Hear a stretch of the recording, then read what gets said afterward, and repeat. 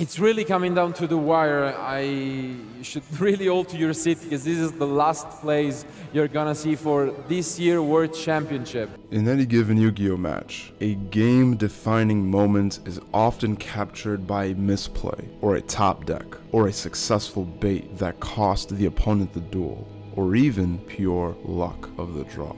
Pascal is in another engine card. It's Ray! It's Ray, that is my God. so crazy. But what if you didn't open so well? What if you didn't bait their Omni-Negate successfully? What if you didn't top deck the card you needed most? What if your opponent never misplayed? Could you still win? In the city of Columbus in 2011, there was a duelist named Billy Brake. While entering round 3 of the YCS Columbus Finals, he opened his first starting hand with 2 Reborn Tengu, drawing into his 3rd copy of Reborn Tengu in the draw phase.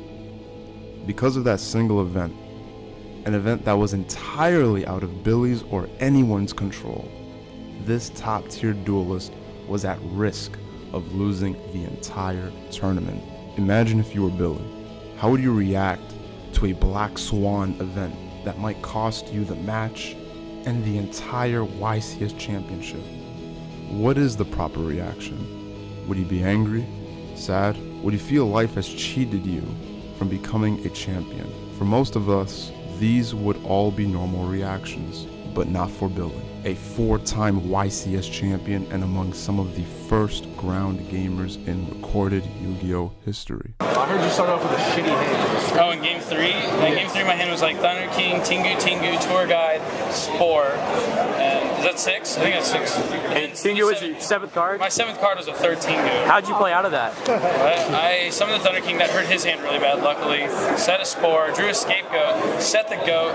He put my Thunder King, killed it, and then I could flip the Goats, and I was able to draw more cards with the formula, and I was able to push back. Rather than scoop or quit due to the hopelessness from opening 3 Reborn Tengu, Billy Brake persevered onward. The core of ground game is the very definition of acceptance and perseverance. Ground game is the mental fortitude of a duelist. One small change lasts an eternity, and one small reframing of your mindset can cascade into larger and more impactful changes later down the line. Ground game is highly underappreciated in modern Yu-Gi-Oh! Duelists today attribute skill or no skill to the cards in their deck rather than the deck's pilot. Combo decks take no skill.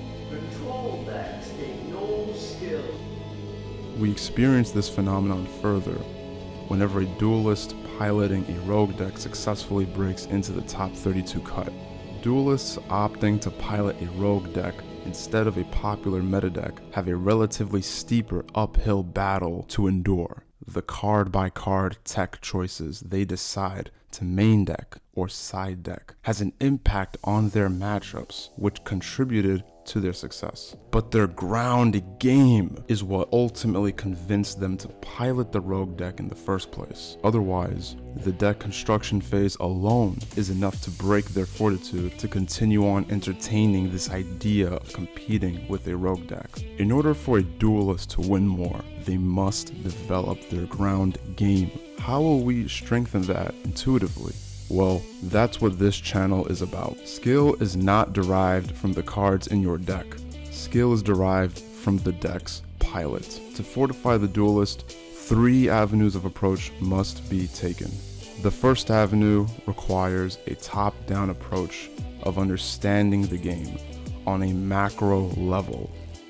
Mind crush. Take core principles and modern thought to break out of old habits and achieve alternate win conditions. The second avenue places emphasis on your journey as a duelist. You need creativity and inspiration to build a rogue deck, then pilot it to victory. This will enable an edge most meta sheep do not possess: the surprise factor. The third avenue requires a mastery in understanding how you can best pilot your deck while reading through your opponent's tactics to figure out what they are trying to do to you. This will optimize your interaction with your opponent, reduce your own misplays, and spot the opponent's strategy before they discover yours. A perfect game. Fellow duelists, you have been spending your earned income on the latest booster pack set for the latest archetype. You have been spending your time net decking and cookie cutting the latest champions deck list. You have been spending your thoughts on why this archetype or why that archetype is the best deck. You have been lied to. It's time to duel, unplug, and unlock your ground game.